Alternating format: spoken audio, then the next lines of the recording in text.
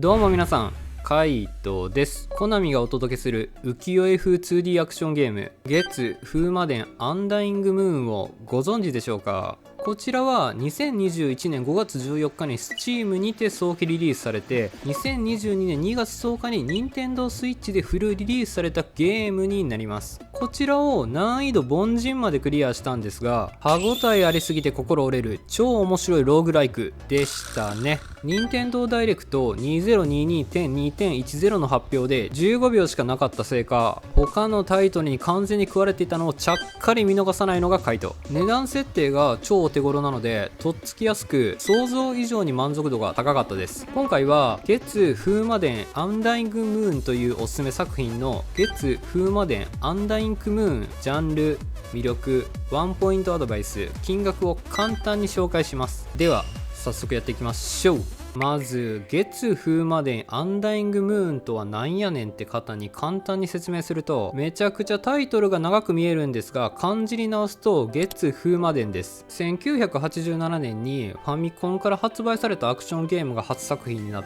て、初代風魔が奪われた波動拳を取り戻すために魔王である竜骨鬼を倒すっていうのが始まりです。2022年の月風魔伝アンダイングムーンは竜骨鬼を倒して以降地獄を監視し続けてた月氏一族でしたが、1000年ぶりの竜骨鬼の復活により再び魑魅魍魎が溢れ出してしまいます。第27代目の当主である風魔がこれはあかんと思い地獄へ一掃しに行くお話です。初代のリメイクというよりは続編をリファインしてプレイしやすくなったイメージを持つのが良いかなと。ざっくりと流れが分かったところでゲームに戻ります。このゲームのジャンルになるんですが、複数呼ばれる中で絞るとローグライクアクションになります。ローグライトっていうのが若干浸透しつつありますが、馴染みのある言葉の方を選んでいます。またメトロイドバニア的な探索要素もあるので、合わさったローグバニアというジャンルでもありますね。有名なのはデッドセルズが当てはまるかなと。地獄を探索しながら敵を倒し、武器や身体を強化しつつボスに挑んでクリアを目指すという感じ。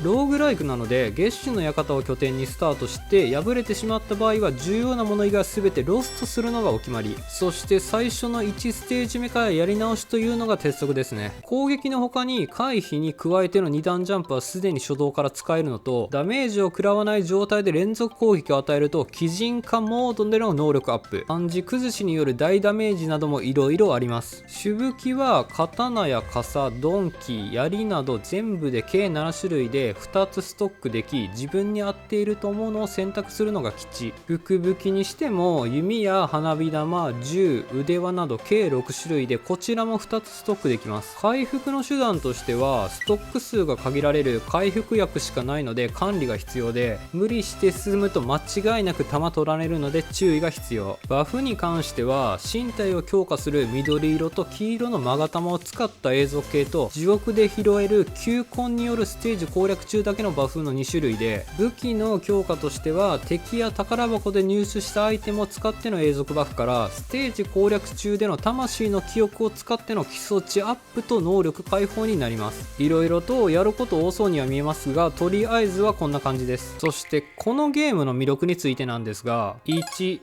ローグライクの洗礼を受ける難易度が好き。絵柄と PV で惹かれている方が結構いると思うのですが、私もその一人です。ワクワクしながらプレイして速攻に感じたことは、このゲームクリアできるのかの早々に頭に浮かびました。ある程度はローグライクの知識はあったんですが、いろいろとゲームによってタイプがあるんで、勝手が分からずどんどん進んでいって楽勝やんと思ってです。そして中途セーブからと思いきや、全てロストされてからの拠点出発という洗礼。慣れてる人なら全然いいんですけど、このジャンルになれるという理解から修練者からの出発はありかなと。意味不明に敵を倒しまくってアイテムを取りまくってるうちにシステムを理解できて、ボスを倒した瞬間に拠点に戻るという選択肢の意味がやっと分かります。この拠点に戻るというのが鍵であり、重要アイテムをロストせずに持ち帰って風魔自身を永続強化するというのが前提のゲームでした。無理せず1ステージのボスを倒したら戻る、次は2ステージ目まで行ったら戻るという感じで、プレイヤースキルを高めていって自分なりの攻略法を見つけていくというもの。最初は作業に感じてしまいますが、そこを過ぎた瞬間に超絶に面白くなります。そう、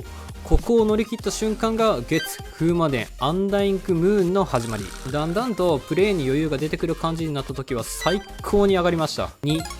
怪奇をモチーフにしているボスの存在。地獄を上に登っていくという構成ステージなんですが、ボスの怪奇ぶりがめちゃくちゃそそります。最初の竜骨鬼からテンション上がってからの蒼天弱の雷と風、そしてゴズ竜のシェンロン感でお腹いっぱいのフォルムが最高すぎる。ほんまに綺麗なグラフィックなんですが、初見では無類の強さを誇るのでブチギレながら戦ってたのがつい先日。また月ランドウというお兄ちゃんとの戦いは色々と支援が混ざっているので、セリフこそは少ないですが胸熱な展開が繰り広げられます。浮世絵というテイストで地獄というのがうまくミックスされてて、とても世界観がマッチしていると感じ取られましたね。最近では魔界村のリメイクのタッチがそれに近い感じがします。途中で画面にノイズが発生したと思った瞬間に月レンゲが参入した時は驚きました。綺麗やんけと。3、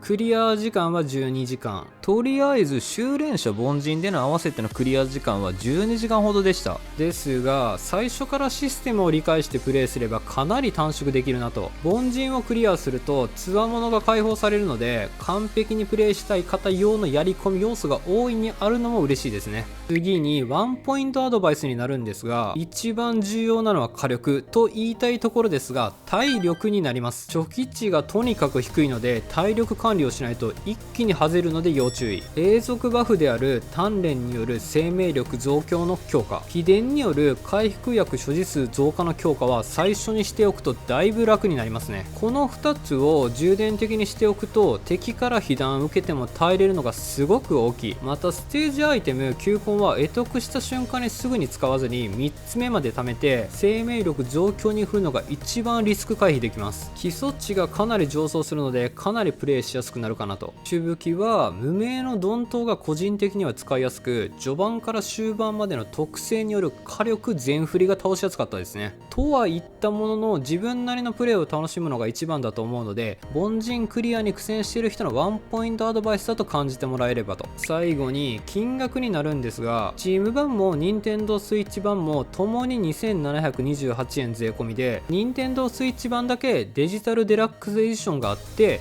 3828円税込みになります。こちらはファミコン版月風魔伝にミニサントラデジタルアートブックがついた豪華版です。注目してほしいのはファミコン版の月風魔伝が付属しているという点ですね。これは Wii U、3DS のバーチャルコンソールしか手に入れなかったんですが、気軽にスイッチでもできるというところ。私は間違えて通常版を買ってしまったのでかなり後悔してますが仕方ない。これコナミさん短期リリースないですかね。以上になります。必ず洗礼を受ける浮世絵風ローグライク月風魔伝アンダイングムーン。リゼロ並みのデス戻り体験をしながらもクリアしてやると意気込む中毒性。この機会にぜひローグライというジャンルにプレイしてみませんか。きっと2段ジャンプでの壁への登りにくさに発狂してしまいますよ。このチャンネルではインディーズ作品を中心におすすめのゲームを一通りクリアして紹介しております。少しでも参考になった方がいればチャンネル登録や高評価をしていただけると幸いです。ではでは